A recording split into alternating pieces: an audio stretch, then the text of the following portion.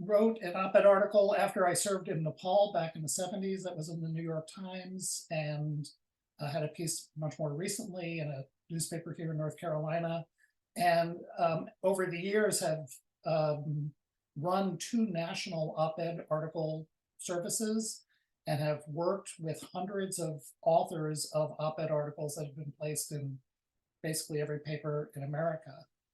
So have a lot of experience working with authors and understanding what editors want. And I'm going to talk about that just for a few minutes to kind of get you all in the mood, and then turn it over to Dylan, who's going to follow up with some specific recommendations and guidance about what you can do to place an article.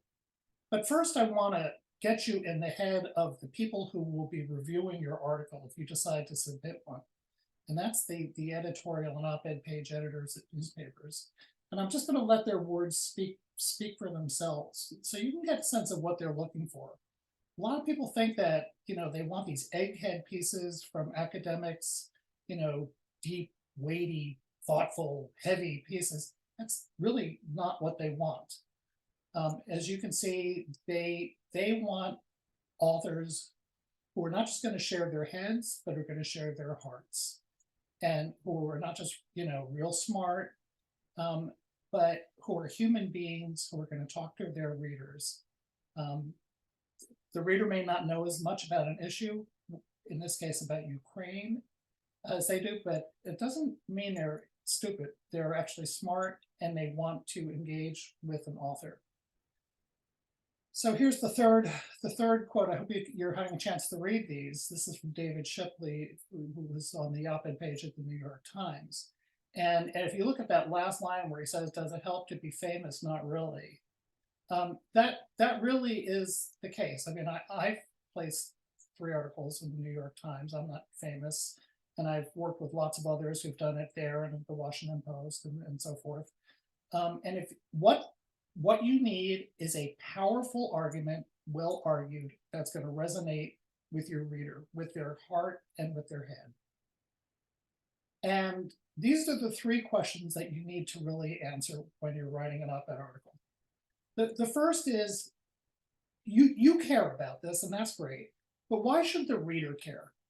They're having their coffee in the morning, and they're trying to get their kids off to school, and they're going to work, and they wonder who's going to win the Super Bowl this weekend, or why should they care? Yeah, it's too bad about Ukraine.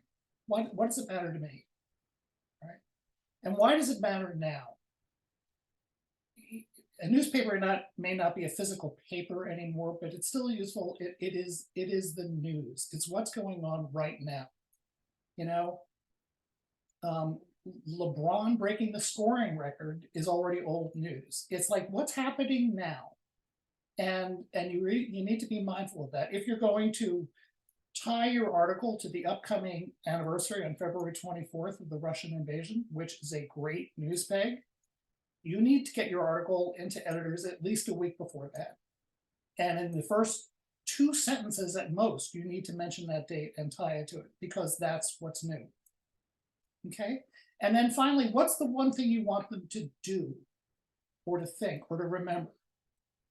You don't want them to say, "Oh, yeah, they're really smart." That's not good enough. It's like, what is it you want them to do, right? So let's talk about tying your issue to the news. And the obvious news peg here is the anniversary on February 24th. But, after that, we're expecting the new Russian offensive, or what Ukraine's going to be doing in response.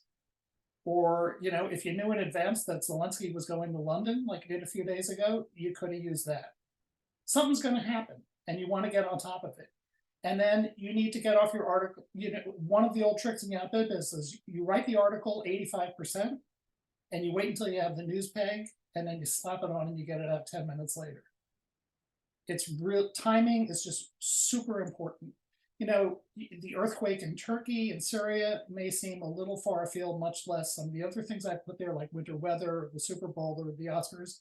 But maybe you can figure in a tie-in. It's maybe a little bit hokey, but you got to have it tie into the news, and that needs to be in your first few paragraphs. Okay, So traditionally, op-ed articles were about 700, 750 words. That's still the case at a lot of the major newspapers. It varies. Dylan, I think you're going to talk about that with word length. I'll leave that to you. The mechanics of contacting editors has become much easier than it used to be. They're all online.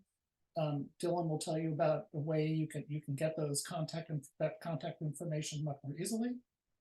I want to say a word about exclusivity. If I had $1 every time someone says, "Oh yeah, I want to print this in the New York Times," I'd be very rich. So yeah, you and everybody else, they get actually several hundred submissions a day there, and likewise in some of the other major papers. There's a handful of newspapers or news outlets in America.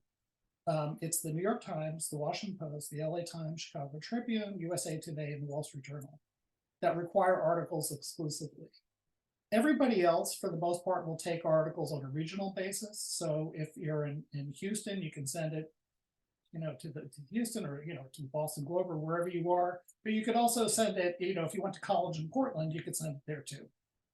And if your mother, who you visit every Thanksgiving, is in Phoenix, you could send it there too, and make sure you mention Phoenix in the first 2 sentences.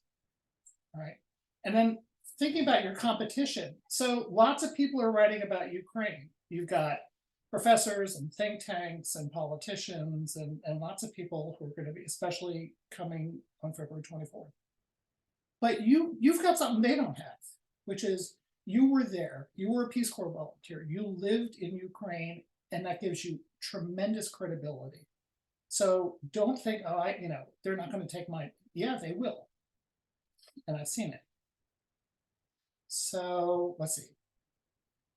I'm going the wrong way. Okay. Going to just give you 5 guidelines. Highlight your personal Ukraine experience. Tell stories and touch hearts. If the first 60% of your article is just you telling us an anecdote about at the school where you taught, or about your host family, that's good. That's fine. And you can get them on the hook later. It's your voice. You're not just speaking with your head, you're speaking with your heart. In journalism, we all know about the importance of a snappy opening. In op-ed articles, the ending is also really important. And the reason for that is a lot of people, especially with a printed article, but also online, zip down to look to the end if they want to look at the byline, and also people will read the last paragraph before they read the whole thing. Like, where are we going with this? So the ending is super important, and often you can sort of tie it back to the beginning and sort of put a ribbon on it. Again, tell readers why they should care. Why does this matter to them? Why does this matter to their kids? Urge them to act and be specific. And again, there's such a temptation with op-ed articles that you want to sound profound and weighty and like a pundit, and impress your professor. You don't want to do that. You want to be smart, and you want to be factual, and you want to say something really important, but you also want to sound like a neighbor who's talking to people. So, people want to identify with you as an author.